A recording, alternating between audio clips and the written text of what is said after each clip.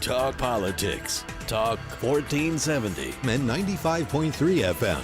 WNN. If you're sick and tired of being sick and tired, tune in to the Dr. Bob Martin Show. From erectile dysfunction to eczema, heartburn to headaches, carpal tunnel to how to lower cholesterol drug-free. Sunday mornings at 10 on Talk 1470 WNN.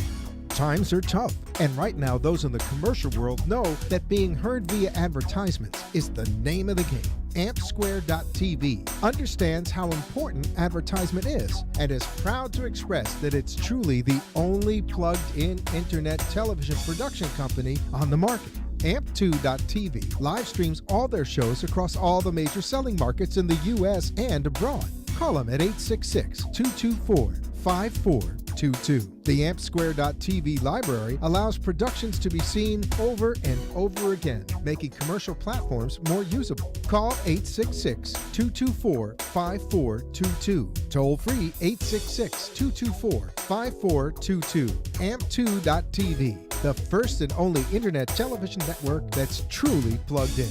866-224-5422. That's AMP2.TV. Times are tough, and right now those in the commercial world know that being heard via advertisements is the name of the game. AmpSquare.tv understands how important advertising Healthcare Inc. is locally owned and operated, serving the Tri-County area, Palm Beach, Dade, and Broward counties for the last 25 years. The practice of medicine is changing dramatically. All County Healthcare, Inc. still does it the old-fashioned way, where our nurses and healthcare professionals come into your home to service your medical needs, providing you the fastest and best care possible. For more information, call 954-717-7027. And remember, Medicare Home Care is covered by Part A of Medicare with no out-of-pocket cost to you. It's your decision, and only your decision, on what healthcare agency you use. Call today. All County Home Health Care, Inc. at 954-717-7027. License 200999096. The opinions expressed on the following sponsored program are strictly those of the host, guests, and callers, and not necessarily those of this station, its staff, management, or sponsors. Amp2.tv presents You and Your Doctor, teaching you to live a longer and healthier life. Proudly sponsored by All County Healthcare, where people are the heart of our business. All County Healthcare is a Medicare certified agency where one call will service all your home care health needs. For more information, call 954-717-7027 or visit our website, allcountyhealthcare.com. Now, let's get informed to living a longer and healthier life. Here is your host for today's show. What's the channel again? Hello, South Florida and beyond, and welcome to the You and Your Doctor Show. We're on 95.3 FM and 1470 AM. If you're driving around South Florida, be careful in that traffic. It was a crazy drive in. I'm happy to be here on time, and I've got a great guest in the studio for you today who made a long drive from northern Palm Beach County to visit us. But once again, You and Your Doctor Show, we're on every Tuesday, 6 to 7 p.m., right here on WWNN Radio. You can get the app at wwnnradio.com. Facebook Live, All County Healthcare's Facebook Live page as well. Tonight at 6 p.m. For the first slot, we're going to have Dr. Arif Dalvi. He's a neurologist, director of the Comprehensive Movement Disorders Center at Palm Beach Neuroscience Institute. He's also on staff at St. Mary's Medical Center, Delray Medical Center, and Good Samaritan Medical Center. Wow, 3 hospitals. That must be an insane schedule. And then at 6:30 p.m., Dr. Nick Carr. He's a financial caregiver. He's got a great site, flmoneymap.com, and he's going to be joining us as well. But before we get started bringing you all this great health information, I just want to let you know, big thank you to All County Healthcare Incorporated for sponsoring the program. Right there, I got my nice folder for the viewers across the internet TV. All County Healthcare Incorporated, where patients are the heart of our business, a Medicare certified agency. If you have any questions about home health care or the services provided, they provide care in Palm Beach, Broward, and Miami-Dade counties. Their number is 954-717-7027. You can ask for Maddie, and she'll help you with any questions you have. She's really helpful gal. So they're also allcountyhealthcare.com. And like I said, on Facebook Live, which I always do right now as I'm doing the show, I share it on my Facebook page because Dr. Dalvi, we were talking on the way in. I mean, Facebook's amazing with the Facebook Live. It's just out there immediately and people are commenting as we're talking. It's amazing. So thank you again for making the drive. You're up in northern Palm Beach County. You have a new office in Boynton Beach. You're a neurologist at the Canyons Town Center, but your main specialty, while you treat all neurologic disorders, your main specialty, we've learned because we've had you on the program, this is the third time we've had you on, I think, is Parkinson's disease, Right. which seems to be on the rise with baby boomers. I think that certainly is part of the explanation. As we hit that, the age of onset of Parkinson's disease is 55 to 65 typically, although I have somebody I diagnosed who's 30 years old recently. Oh, wow. But in general, 55 to 65 is age of onset. And since we have that population that is reaching that age, we see more and more Parkinson's. So it's not unusual. Almost, any family, if you ask them, they will know somebody with Parkinson's disease or will know of somebody with Parkinson's disease. It seems like maybe just as I'm getting older, but I'm learning more about these diseases as I'm getting older. They seem to be a little bit more prevalent than since I was younger. So I'm hoping that's not on the rise. But maybe you can share with us a little of your insight. And are there environmental factors that can lead to Parkinson's disease? Certainly. I think people have looked at initially Parkinson's as being mainly environmental because exposure to certain pesticides, for example, is high risk for Parkinson's. Exposure to certain industries, mining, for example, is high risk for Parkinson's. Another very important one is head injuries. So, for example, we see people who are football players, athletes who are boxers, for example, they're at high risk for Parkinson's disease. Having said that, more and more there's interest in genetic causes of Parkinson's disease. In fact, through the Advanced Neuroscience Network, we had a very large neurology symposium. And one of my mentors from Columbia University, Susan Bressman, she spoke on the incidence of Parkinson's in the Ashkenazi Jewish population, and she's identified a mutation called the LRRK2 mutation, leucine-rich repeat kinase type 2. You're supposed to say that 3 times quickly. I will never be able to say that one time quickly. If you have that mutation and you are of Ashkenazi Jewish ancestry, 1 chance in 3 that you will have Parkinson's disease. So it's that high of a risk in that community. Wow, I didn't know about that. I remember the BRCA gene we've heard a lot about with breast cancer, and right. that's tied a little bit to the Jewish population Correct. as well. But yeah, I didn't know that. Wow, that must have been a fascinating talk. I know I've attended in the past the neurology symposium that the Advanced Neuroscience Network puts on, and I think she spoke previously, right? A couple times? No, this was her first. Her first time. I'm She thinking was of kind another enough great to accept doctor. my invitation, but she had a wonderful presentation on these genetic causes. So when you look at the question you had asked, what is the cause? One way of putting it is that the genes load the gun and the environment pulls the trigger. So when you have the combination, that's when you get Parkinson's. Okay, so you could have it in you, but the environment can actually trigger Correct. it. Wow. And just let me go back a second. So Dr. Bressman, she's from Columbia? She used to be my mentor at Columbia University. Now she's chair at one of the Mount Sinai institutions. Okay, and you studied at Columbia Yes, I University, did. correct? New York City? Correct. Wow, that's a prestigious institution. That is fantastic. It really is. And I know you also studied at University of Cincinnati That is right. as well. So that's great as well. And fellowship program, what am I missing right here? I got it right here on you. So my residency in neurology was at the University of Cincinnati, and That's the right. fellowship was at Columbia. Yeah. Okay, Yeah. fantastic. And not only Parkinson's disease, but you also treat other movement disorders, tremor, Correct. Tourette syndrome, Yes. which we've heard about a lot. Yes. And that can be something that can kind of attack a younger population as well. Tremor, when you think of tremor, you think of Parkinson's, but essential tremor is 10 times more common in the community than Parkinson's, and we see that and treat that also.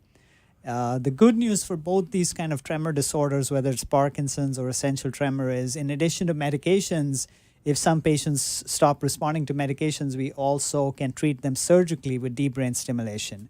And that's what I've been busy with over the last 3 years. We've built the fastest growing DBS program in Florida.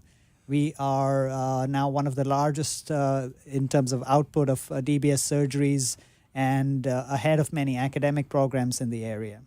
Wow. And take us through DBS, because I know I can explain it a little bit, and I'll start, and then you can fix me here. Sure. So it's for tremor, like a shake that we see in the arm, or I guess other parts of the body as well, or mostly the arm? Mostly in the arm, because that is what affects your quality of life. But we also use it for people with Parkinson's who have on-off fluctuations. They may not even have any tremor, but their medication only works so many hours and then wears off kicks in and wears off. That's called on-off fluctuation. So DBS surgery can be very helpful for those patients as well.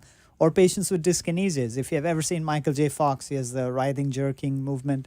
That's a dyskinesia. Yeah. So DBS surgery can be very helpful for that as well. I think we always think of Michael J. Fox, and he's done some great awareness work. He is amazing. Really raised the awareness of Parkinson's and raised funding for research like very few people have. Good for him. I mean, I love that guy. I love watching him. He's awesome.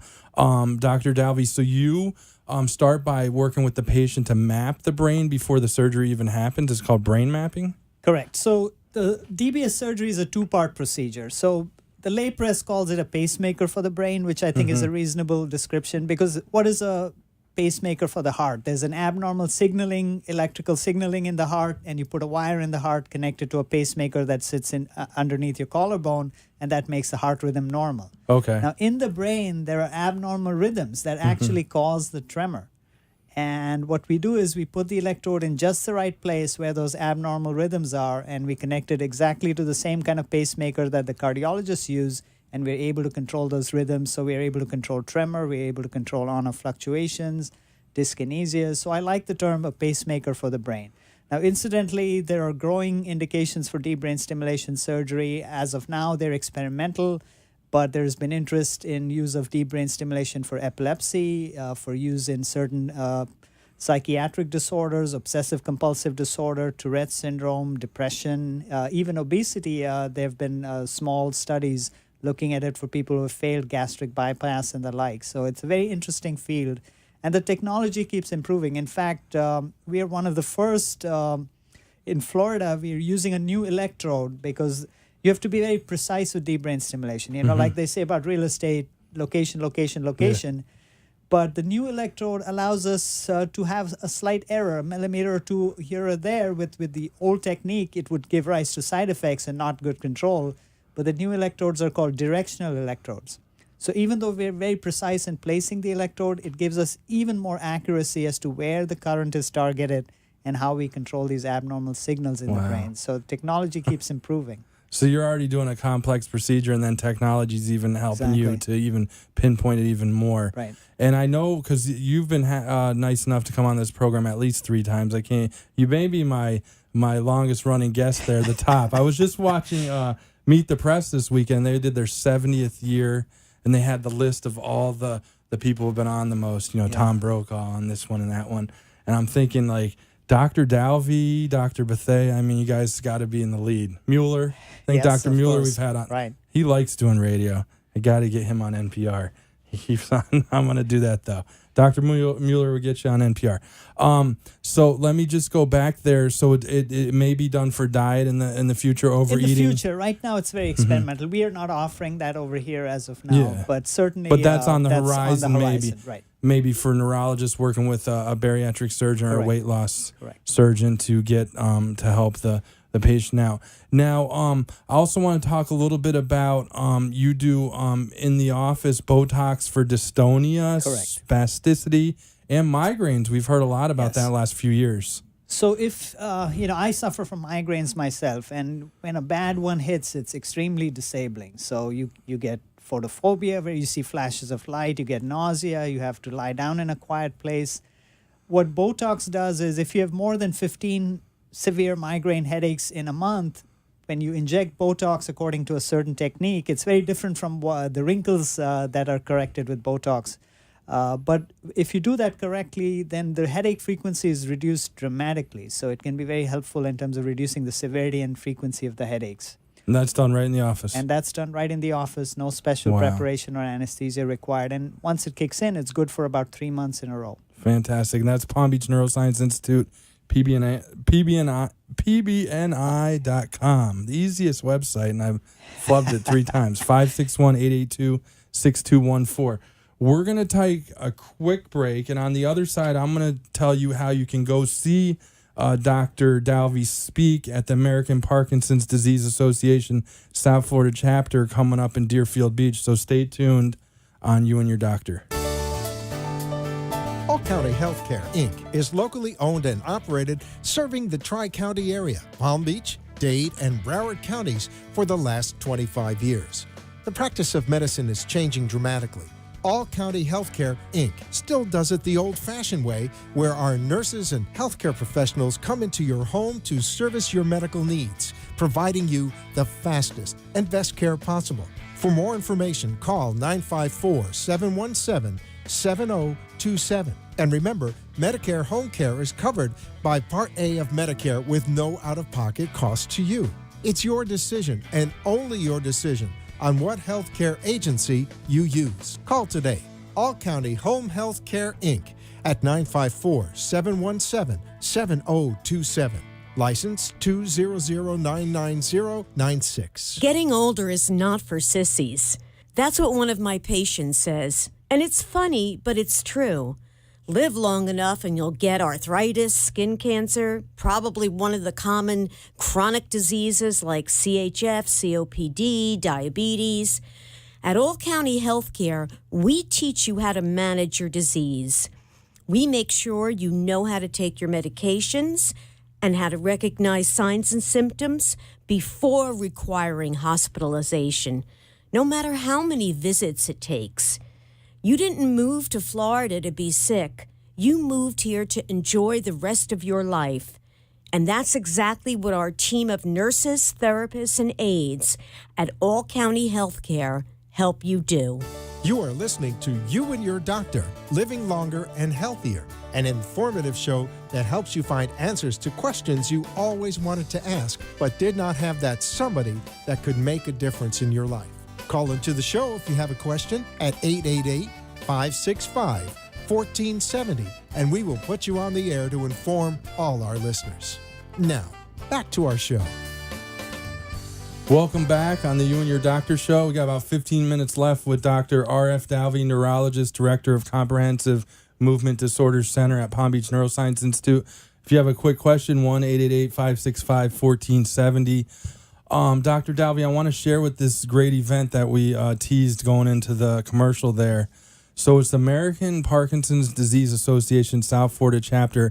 They're having a symposium right around the corner. Believe it or not, January is right around the corner. January 20th over in Deerfield Beach is the location. So that's going to be at... Actually, they're out of Deerfield Beach. I'm sorry. This is at the Boca Raton Marriott. Yes. Right here in Boca. Right. How could I flub that? Okay. So that's no problem. We're going to have information for you if you have any questions, or apdaparkinsons.org. I'll give that out again. So, again, you're doing another symposium. This one's obviously going to be focused on Parkinson's disease, and you're bringing in a keynote speaker, Dr. Corinne Lasmazas, from the Scripps Research Institute of Florida. I'm familiar with Scripps because I'm from Jupiter originally, and that place is just awesome. Yes, they do phenomenal basic science research. And, this is this symposium that we do for the American Parkinson's Disease Association. I'm their medical director. This is now the third year that we're doing it, and it's usually been very well attended, and we bring in speakers to talk about all aspects of Parkinson's disease.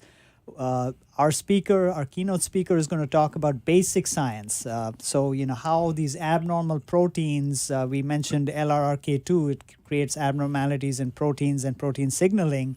And this then leads to signs and symptoms of Parkinson's disease. So the more we understand the basic science, the better we are at developing new therapies for the disease. So I think that's going to be a very interesting talk. Dr. Lloyd Zucker, who's my collaborator in neurosurgery, he's going to be speaking on deep brain stimulation. And I'm actually going to really dig into our research in terms of medical treatments, new techniques of delivering levodopa, new upcoming treatments in the form, for example, of intranasal levodopa and the like. So we're going to cover the whole range of what's being offered in clinical research and let patients know about it. Now, levodopa, you mentioned a few times, is a drug that helps Parkinson's disease, but some of the time it's actually implanted under the patient's skin where it gives like low doses over a certain period of time. What we are doing, that's one of the new techniques we are offering now through Delray Medical Center, that we are able to, the trouble with levodopa by mouth is that its half-life, meaning 50% is gone from your blood, is just 1 hour. So that's why in the early stages when the brain still has a lot of dopamine producing cells, you're fine with taking 2 or 3 doses a day, maybe 4 doses a day. But once you've had Parkinson's for 5 years, 7 years, you start to have these fluctuations. And what the Duopa device does is you basically put in something that is similar to a feeding tube, but it extends beyond the stomach into the small intestine. And then it is connected to a pump that you wear on a belt, and that gives you steady state levodopa. So these patients who, they on-off is like a light switch. So when they're on, they're walking, they're doing what they need to do, they're socializing. But when the medication wears off, they cannot get out of a chair. So it's very disabling. So Duopa helps reduce these on-off fluctuations. So that's what we're offering in addition to deep brain stimulation surgery as well. Is that pump similar to, I know a surgeon who actually wears a diabetic pump and it's the is same able idea. to... It's the same idea. Okay. But technology is different. The device is different. The aims are different. But quality of life, I mean, it's something you can still get around and go to your church or go to... Absolutely. In fact, that's the whole point, that if you are having these severe on-off fluctuations, you tend to become housebound because it's very difficult to go out because you're afraid your medication is going to wear off. But when we use the pump to stabilize the delivery, it really helps with quality of life. Is that what's most rewarding for you as a physician, is helping people restore their quality of life? Because I know it's tough when you see some of these patients and these stories and you have it directly in front of you all the time. But when you're able to help out maybe a person and they have a better quality of life, is that what you get out of it? The thing is that for a long time we felt as neurologists, we gave people long names as a diagnosis, and then we said, well, there's not much we can do about it. But neurology is so different. If you have a stroke, you can do TPA. If you have, for example, epilepsy, there's video EEG monitoring can be done. My colleagues are doing that. Dr. Miller does the stroke. Dr. Malik does the stroke. Hernandez and Muniz, they do video EEG monitoring. So a lot of aggressive techniques. For my part, deep brain stimulation has been wonderful to restore quality of life for a lot of patients with Parkinson's, essential tremor, sometimes even dystonia. So it really is, even though I've been focused on this area for 20 plus years, even now when I'm in the operating room and we are testing the device and the patient is shaking like a leaf, and then we increase the current and I say 0.5 volts and then 1 volt and then 1.5 volt, and suddenly the tremor stops. Even today, it's wonderful to see that happen. So, and you can actually search that on the internet. I believe it was CBS 12 News was the last one that did the big one at Delray Medical Center. If you search Dr. Dalvi's name, Dalvi, or Dr. Zucker's name, Zucker, it's going to come up there in the news feed, and it's just amazing. You have to see it for yourself to believe it. Because I know when you came on board here a few years ago from, was it Chicago area? Yes, University of Chicago. I spent a lot of time there. Wow, that is a very prestigious institution. I have a fun fact about the University of Chicago, which I already know for football season. University of Chicago used to be one of the best college football teams. However, they decided, and maybe you can elaborate, to give up on sports to concentrate on academics because they felt like at the time the football program was kind of taking over. Am I right about that a little bit? You're absolutely right. And when they made that switch, they changed the motto of University of Chicago. So the motto was University of Chicago, where fun comes to die.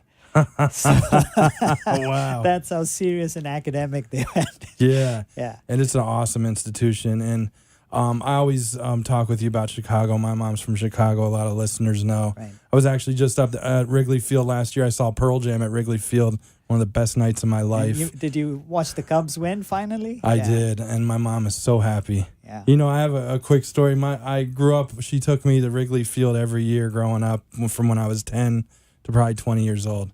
And I grew up, I was a Chicago White Sox fan. I loved Carlton Fisk because I was a catcher. And he was just awesome to me. And I made my mom take me to the south side of Chicago, the old Comiskey Park. Yes. Okay. She was not happy to sit with me. But that was before the Yankees were good. This must have been early 90s. Right. I have to look back at the ticket stub. But she's still mad at me this today. But I do love the Cubs. They're my they're kind of my guilty pleasure in the National League. Everyone knows I'm a Marlins fan. My but friends in Chicago, they tease me and say that I was the jinx that was preventing the Cubs from winning. Yeah, when you left, they finally started won. to win, you know. So. But what about the Bears? That's another story. I know your team's the Yeah, Bears. You yeah. love the Bears. You know, speaking of Bears, one of the areas that we are developing is, examining the role of head injuries and chronic traumatic encephalopathy in terms of long-term predisposition to Parkinson's disease, not just Parkinson's, but also Alzheimer's disease, Lou Gehrig's disease, and the like. So that's another area that we are looking to expand. Wow, yeah, I know ESPN has been busy ringing your phone the last 3 years. Yes. They always want to talk to you about concussions and what's going on. Every time there's a study that comes out about a player who's passed away, unfortunately, and they dissect that brain, there's definitely a correlation, right? I think, you know, what I always sort of end up as a summary statement in these interviews is that you need to give the brain time to rest. So if you have an injury and you say, I'm fine, and you go back and play and you get a second injury, that's where a lot of the damage happens. So if you have an injury, you're given time off, good time to recover, you're fully tested by a neurologist who's an expert in that kind of evaluation, and then you get a clearance to go back to the sport. It's not that you have to give up on the sport of football. You just have to be smart about how these athletes are evaluated and then tested so that they can go back to play the sport safely. They almost treat it like a broken bone. Like if you break your leg, you're not going to be back in 2 weeks. Yeah. I mean, maybe they need to think the same way in football or soccer and other sports for that matter. The difficulty is a broken bone is easy to see for the coach. But the damage that happens in the brain, even with MRI, you can often miss, with routine MRI, you can miss the sort of damage that goes on. Is it symptoms-based? Very much so for now. There's new techniques coming up with MRI that might actually help us screen for these conditions better. And we had Dr. Amy Jarvis on this show not too long ago. I know she did some work early on in her career. She was on the sideline for the Jacksonville Jaguars. She's down in Miami at North Shore Medical Center. But I know it is something that you want to kind of explore, maybe getting on the sideline someday. I know you're not into it right now, but maybe someday that's something that you'd like to lend your expertise to help out a little bit. I think we enjoy these athletes so much, and they entertain us. What I want to see happen is that we treat these athletes fairly, that we evaluate them in a proper, thorough way for these degenerative diseases, screen for them early, and help them along the way. Okay, good to hear. Yeah, I know a few football players here in South Florida have retired early. I know Channing Crowder of the Dolphins retired after 4 years. I don't really know the story. He is on the radio, so maybe we'll get him on sometime. Sure. But there's been a few that have just seen, that life is more important, quality of life, like we started talking about earlier. So definitely. Well, we only have a couple more minutes. Again, I want to give out the information. So happy you took the time to join us. I know you're seriously busy. You have 2 surgeries tomorrow with Dr. Zucker, 2 DBSs, right? 2 DBS surgeries, right. Wow. And you only do those at Delray Medical Center, Correct. right? Yeah. But then you do rounds at Good Samaritan Medical Center and St. Mary's. Right. And where we you also help have with a memory disorder center at St. Mary's, right. Where you do a lot of work there. Right. Wow. Do you ever sleep? Sometimes. And you have it's family and medicine right now, right? Pretty much, yeah. What do you do to stay in shape? I know you told me in the past you run, right? I actually believe it or not, I have a trainer 2 days a week. So, good. Yeah, I do try to practice what I preach to some extent. Most doctors do, and we try to listen to them. I hope you rub off on me because definitely getting to the point of no return here. No, we've talked about it, but no, I'm working too. So again, Dr. Dalvi is going to be at the 3rd Annual Comprehensive Approach to Parkinson's Disease Symposium. I believe you said you're going to talk about levodopa? I'm going to talk about all of the new treatment options that are coming up. Awesome. And don't miss Dr. Corinne Lasmazas. And sorry, doctor, if I'm pronouncing that wrong. She's from Scripps Research Institute. Huge. She's going to talk about misfolded proteins such as Parkinson's, Alzheimer's, which we didn't get in too much tonight, but everyone knows that that's pretty prevalent in other prion diseases as well. She's done some work with the WHO World Health Organization, so that's huge.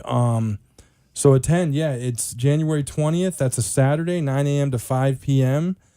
January 20th, 2018, Boca Raton Marriott, 5150 Town Center Circle, Boca Raton. Wow, right around the corner from here. Right. That's right in our backyard. I think the easiest way to find their website is to type in APDA and South Florida, and that'll take you right to the sign-up page. Exactly. That's the South Florida chapter, and we've had Denise Jordan on the program and Rebecca Hayesi. I hope I'm pronouncing that right, too. She's awesome. Wow, she always sends me this info. So thank you to both of those ladies. And Dr. Dalvi, you're always welcome to come on the program. If you ever share anything with the listeners, please thank you, David, for having me on. It's always a pleasure. And thank you for coming on, you and your doctor. We'll be right back. On the other side, we have Dr. Nick Carr going to talk a little bit about financial caregiving on You and Your Doctor show. Hi, I'm Deanna Barron, RN, with All County Healthcare. You know how I know that I've done a good job? We say goodbye.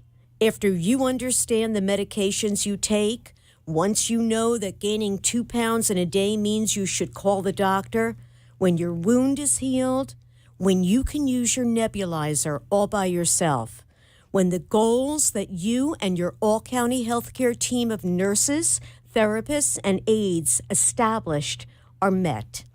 We say goodbye. Very nice to meet you, and I hope I never see you again. And I mean that in the nicest way possible. All County Healthcare, Inc. is locally owned and operated, serving the Tri-County area, Palm Beach, Dade, and Broward counties for the last 25 years. The practice of medicine is changing dramatically. All County Healthcare, Inc. still does it the old-fashioned way, where our nurses and healthcare professionals come into your home to service your medical needs, providing you the fastest and best care possible. For more information, call 954-717-7027. And remember, Medicare Home Care is covered by Part A of Medicare with no out-of-pocket cost to you. It's your decision, and only your decision, on what healthcare agency you use. Call today. All County Home Health Care, Inc. at 954-717-7027. License 200999096. You are listening to You and Your Doctor, Living Longer and Healthier, an informative show that helps you find answers to questions you always wanted to ask, but did not have that somebody that could make a difference in your life. Call into the show if you have a question at 888-565-1470, and we will put you on the air to inform all our listeners. Now, back to our show. Welcome back to the You and Your Doctor show. Once again, we have a great guest with us, Dr. Nick Carr, and also in studio, Lou Biasi, so from All County Healthcare. I'm going to thank All County Healthcare to start out. Thanks for sponsoring the show. Again, it's All County Healthcare Incorporated, a Medicare certified agency. It's a home healthcare agency. Lou, Miami-Dade, Broward, and Palm Beach, right? That's correct. Tri-County area. Wow, that's fantastic. 954-717-7027. And if you have any questions, you can ask Maddie. She'll be happy to answer the questions at that number, 954-717-7027. And before we say anything else, I want to welcome Dr. Nick Carr. He's a financial caregiver. He's got a PhD in personal finance from Kansas State University, so he's a wildcat. Dr. Carr, how you doing tonight? Good to be here. Thanks for having me. Thank you. I know that mascot because FAU, our team over here in Boca Raton, we played there years ago, and they smoked us. Hey, Doc, you say you're a financial caregiver. Could you explain what that means? Actually, a financial advisor who happens to have his PhD in personal finance. So wear a couple different hats. Oh, fantastic! So you basically handle a lot of the so-called that private insurance, long-term care. Well, yeah, and this month actually happens to be, as a nuance to me as well, National Caregivers Month, and Merrill Lynch, the company that I work with, has recently partnered with AgeWave, who's a researcher specifically in caregiving. And so the whole thought process behind Caregivers Month is to just shed some light on the topic and, provide some research that's recently been done. Well, we've been in that business for 25 years. We started out as a private caregiver company in the Tri-County area. All county did. And we took, we've had over 2,000 or 3,000 home health aides, certified CNAs, and HHAs that work for us. And I'll tell you, you've got to give those people credit to take care of the elderly, the sick and the elderly. Absolutely. 20 million Americans becoming caregivers each year. Those that care for, a family member or somebody that is in need for the services. And with the aging population, the baby boomers, we're coming into an unprecedented territory as far as the numbers. 75 million baby boomers. With the first wave turning 80 in the very near future, so it's becoming real. It's becoming a real thing, and 90% of those that are caregivers are also the financial caregivers, being that they coordinate and manage the finances for the loved ones. And this amounts to somewhere in the neighborhood of close to $200 billion annually. So it's amazing. There's a lot being pumped in. He said billion, Lou, with a B. I understand that, and it's going to become more and more every year as it goes by, because the average age, as he knows, is becoming 85 now, 86. Exactly. And the centurions are probably the largest segment of the population growing. Exactly, and we're not prepared. Roughly 10% or so of those over the age of 65 do not have long-term care coverage. More than 2/3 of Americans, this is from the data from the survey that was just put out there by AgeWave, more than 2/3 of Americans think that family is going to step in and help, for their long-term care needs. And what we don't know is how many are truly underfunded. That is, how many can afford their caregiving without help, since they don't have long-term care. So that's a big reason there where a good advisor comes in and can sort of help facilitate that dialogue and try to figure out what's needed. We were just talking about that Sunday. I was just talking about that Sunday with a financial planner, and the funny part of it was, and these plans are getting more difficult to buy and more expensive and more costly. But the financial planner, a good financial planner like yourself, usually finds a way to make sure. And I always say to my clients, hey, make sure you have sufficient amount of money to take care of yourself before you form a life estate. Because a lot of these people now, they depend upon the state to take care of on Medicaid. Are you finding a lot of that to be true? You got it, and you're 100% right. I mean, planning is really the best way to make sure you're prepared, which usually involves consulting a pro, some sort of expert. Got to look at the big picture. Got to figure out a roadmap. What does it look like? Where are my gaps? If there are gaps, maybe some sort of long-term care plan is needed. Oftentimes it's not, but it does take a solid understanding of your plan. And I'm still shocked every day with seeing those that have reached the levels that they have in their life, both personally and financially, that still don't really have a good solid understanding of that plan. What age do you think they should start at, Doc? As soon as possible. I don't think it's too early. I mean, I don't think this is one area where there's a rule of thumb. I mean, I think the old rule of thumb was, as you get into your 40s and 50s, certainly it's something to be looking at. But now the landscape of financial planning has changed, especially goals-based planning, which is, the thought of aligning goals and needs to your plan, and there's no timetable for that, and it's almost a checklist of your life and what you need to be looking at. So obviously there's advantage and disadvantage of starting too early, too late. The biggest disadvantage of starting too early is it puts some other life priorities on hold that may be more of a priority, things like saving for children's college or your own retirement.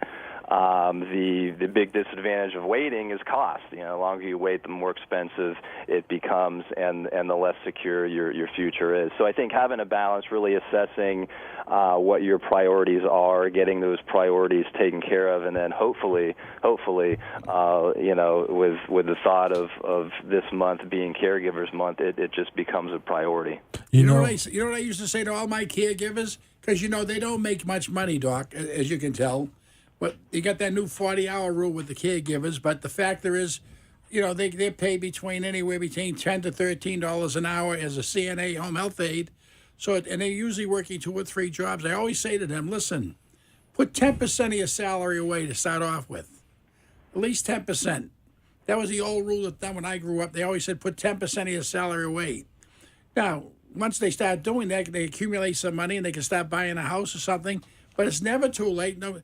And what would you say your average client's net worth, average income would be before you would even talk to them?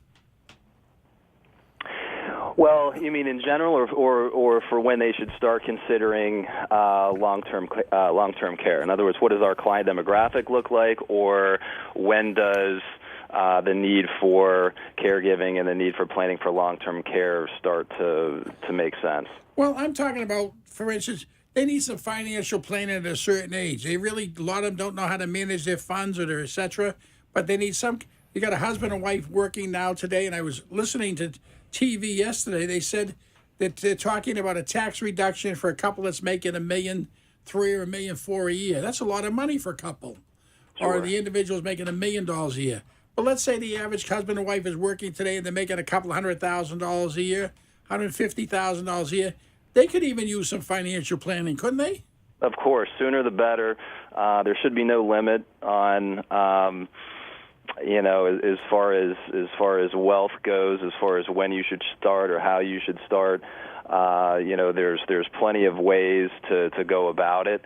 In fact, one of the things we did was actually, I started a foundation that helps promote financial literacy and helps promote financial education and awareness, just because there are gaps, and sometimes people do think they have to have a certain amount of money or a certain amount of wealth before consulting a planner.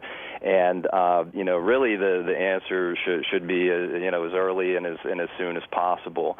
And, the earlier you start, the more success you're going to have to get that plan in place. So you would advise those seniors out there to talk to their grandchildren or their children, say, listen, absolutely. Do you have a financial planner? Maybe some of our seniors that are listening tonight can advise their children, because they went through it. They're going through it now, and they're at a certain age where a lot of them they're ill-prepared because they don't have a caregiver, and they're left alone. They really don't know what to do or how to do it. So absolutely, and most advisors out there, certainly my colleagues and our team, they embrace that. I mean, we want to work with future generations. If we don't, statistically, if our average client here in South Florida is of retired age, guess what? In 20 years, we're not going to have much of a practice. So I think it makes a lot of sense for advisors and planners to work with future generations, work with their current clients who maybe are retired, but work with their kids, their grandkids, and helping them develop their plan and their strategy, for both the advisor's benefit and for the family's benefit. And if you're not doing that as a service, I think then it's something that's being missed. Yeah, what happens with us, we see, what happens? Now all of a sudden mom and dad need to get some kind of caregiving where they need 24-hour long-term care, or they need 4 hours a day help with their ADLs. Now the kid says, wait a minute, they don't have any insurance. How do I pay for this? Where do I go? The state, the Social Security pay for it. Does Medicare pay for it? Does Humana pay for it? Well, they'd have no idea where to get care for basically the what I call treating for the ADLs, for the activity for daily living. They don't understand that's not a clinical need, and that's paid for either through a long-term care policy or you better have some money in the bank. Now, these kids say, well, how do I get that insurance? Exactly, and that's where the plan comes in, starting early or at least starting at some point. It's never too late. But it's typically never too early, at least to plan, to know it's there. It doesn't need to be a front burner topic, but it should at least be on the stove. And, I think that's the message around long-term care. And look, we talked about the billions that's getting pumped in. As you mentioned, $40,000 to $50,000 a year for full-time at-home health aid. Nursing home costs can vary, obviously, depending on need and location, but, a few thousand a month to easily over $10,000 a month. So these are costs that need to be factored in, either if the individual or family is going to self-fund and save, or if they're going to leverage the benefit of an insurance provider in a long-term care policy. But, cost is a big one. It's not something you want to back into. That's not something that you want to get caught off guard with. Dr. Carr, we're going to take a quick commercial break, and on the other side, I want to talk to you a little bit about the cost of caregiving on the You and Your Doctor show. All County Healthcare, Inc. is locally owned and operated, serving the Tri-County area, Palm Beach, Dade, and Broward counties for the last 25 years. The practice of medicine is changing dramatically. All County Healthcare, Inc. still does it the old-fashioned way, where our nurses and healthcare professionals come into your home to service your medical needs, providing you the fastest and best care possible. For more information, call 954-717-7027. And remember, Medicare Home Care is covered by Part A of Medicare with no out-of-pocket cost to you. It's your decision, and only your decision, on what healthcare agency you use. Call today. All County Home Health Care, Inc. at 954-717-7027. License 200999096. Hi, my name is Deanna Barron. I'm an RN with All County Health Care. I used to work for this huge corporate-owned home health agency, and I was always worried that they wouldn't let me make enough nursing visits to be sure that your wound was fully healed, or that you were completely comfortable checking your husband's blood sugar level and giving him the correct dose of insulin, or that your mom's lingering cough was the end of her bronchitis, not the beginning of a new episode. The owner of All County Healthcare always says, give the patient what they need, and he means it. At All County Healthcare, I see my patients until their goals are met, and I never worry. I hope you never need a nurse to come to your home, but if you do, tell your doctor, I want All County Health Care. You are listening to You and Your Doctor, Living Longer and Healthier, an informative show that helps you find answers to questions you always wanted to ask, but did not have that somebody that could make a difference in your life. Call into the show if you have a question at 888-565-1470, and we will put you on the air to inform all our listeners. Now, back to our show. And we're back with Dr. Carr, Nick Carr. He has 17 years of financial services experience. He has a PhD in personal finance. Dr. Carr, we've kind of talked a lot about caregiving, financial caregiving so far, but what can you share with us some of the main costs of caregiving that you've heard from your clients in doing this? I know you work a lot on their personal goals, and you're an expert in psychology and behavior, so I want to hear a little bit about what these caregivers are facing cost-wise. And I don't know if we lost Dr. Carr, but the level of there care. He is. Hear you loud and clear. You're good. Okay, yeah, the costs are going to vary depending on level of care, location, that sort of thing. So, for example, the first thing that generally individuals and families consider is this going to be an in-home situation where we're going to hire a full-time aide because we want mom, dad, whomever to remain in the home, or do we want to relocate them to a nursing home facility or an assisted care facility? So that's sort of the first decision. And in-home, again, depending on the level of care, is it round the clock, is it full-time, and what's the definition of full-time, can usually start in the $40,000 to $50,000 range, and that's what this study sort of showed us as well. That's for that full-time at-home health aide. Round the clocks can obviously be a little bit more expensive than that. Nursing home facilities, depending on the level of care, is it full care? Is it partial care? Is it memory? What's the demographic? That plays a role as well. Can see anywhere from a few $1,000s a month to more than $10,000 a month, depending on, again, the need of care. Location tends to matter as well. Areas where cost of living tends to be more expensive, we intuitively also see the cost of care go up as well. I see. And that study you're talking about, you told us before, it's a Merrill Lynch study in partnership with AgeWave, and it's a great release. I was looking at it today. I know you quoted a whole bunch of statistics from it, including the U.S.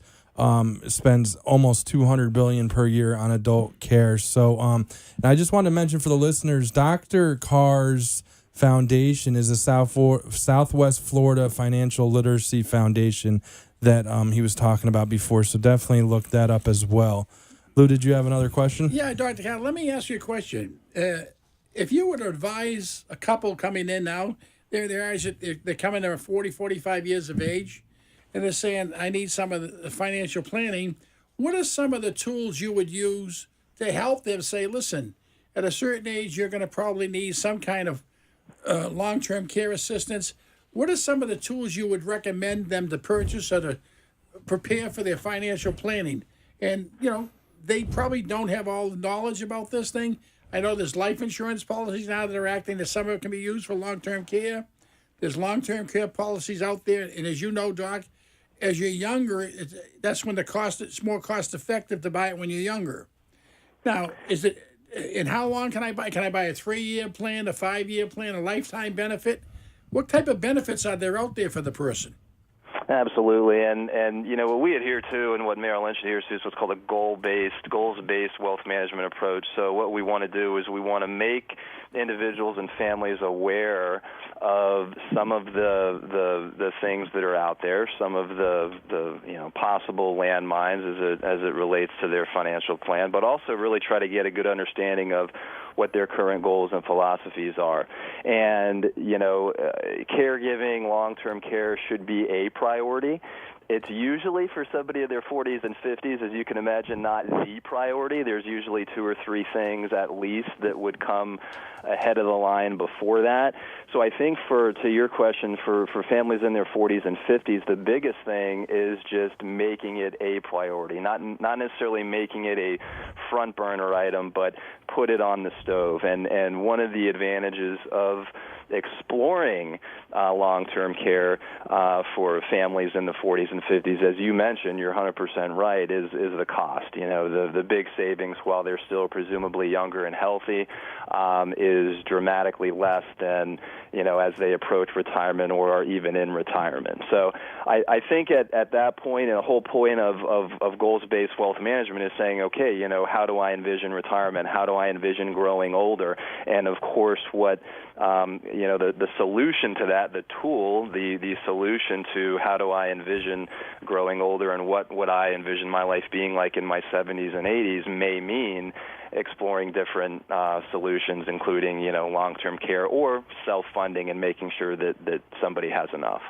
Me being in the business 25 years or better, close to 30, I've seen it come all down the road, and it's a funny thing. I advise young people, and I say to them, when do you know you're going to get sick? When do you know you're going to be in an accident? Do you know tomorrow? I mean, I've had Right. 35-year-old guys in a serious car accident that need care for the rest of their lives. So there's really no age that you really know when and if you're going to get sick or you're going to get hurt in a car accident. So I think long-term care to me, and I might be wrong, but I think long-term care is probably just as important as buying life insurance, because that benefit goes to somebody when you die. But if I need long-term care, at least I don't have to burden my wife or somebody else work 3 jobs or 4 jobs while I'm home recuperating. Oh, sure. I mean, I think, 10, 20 years ago, it was life, it was health, it was home, and the insurance planning discussion sort of ended there.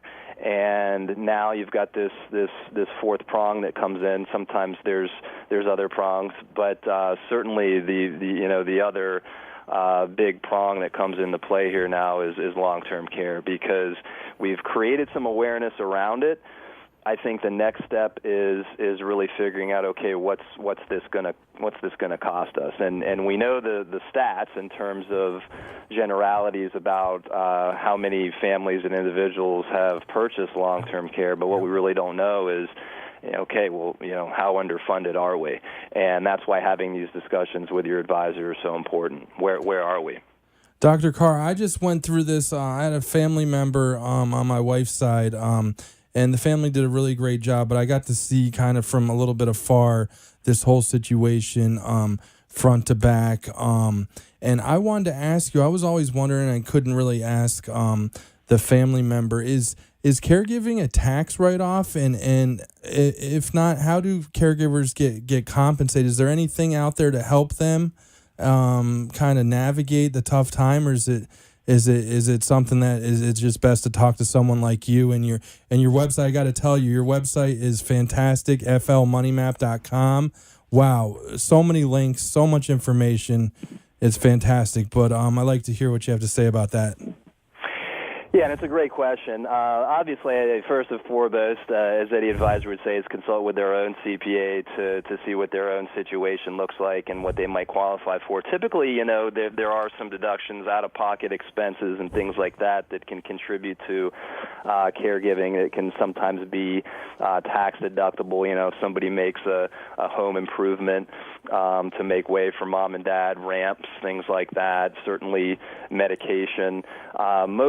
Most of the expenses are going to sort of filter down to what any individual would be able to deduct on their own personal return. So it's got to be above the 7.5% of their AGI. And again, every situation is different, but usually there are some ways that family members or caregivers can save if they are helping out a family or a loved one.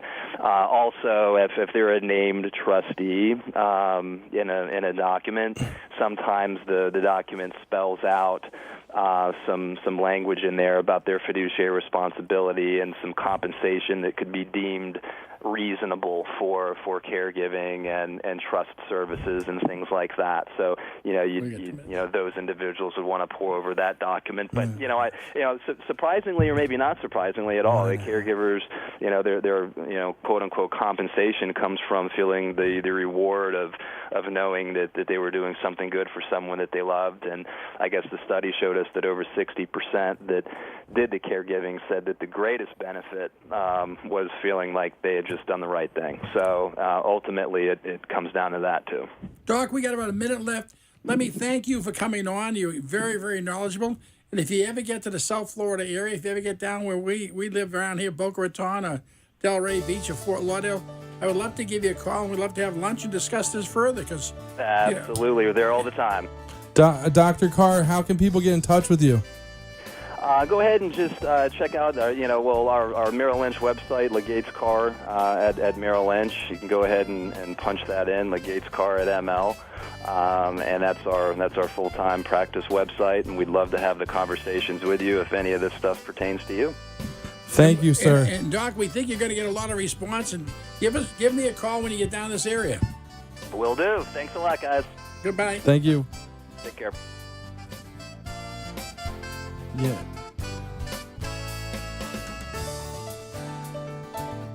Thank you for letting us share with you a longer and healthier lifestyle. If you have a doctor or are a doctor and wish to be on the show, call AMP2TV at 866-244-5422, and we will put you on the air as soon as possible. Tune in next week for more information on living longer and having a healthier life. The opinions expressed on the preceding sponsored program were strictly those of its hosts, guests, and callers, and not necessarily those of this station, its staff, management, or sponsors.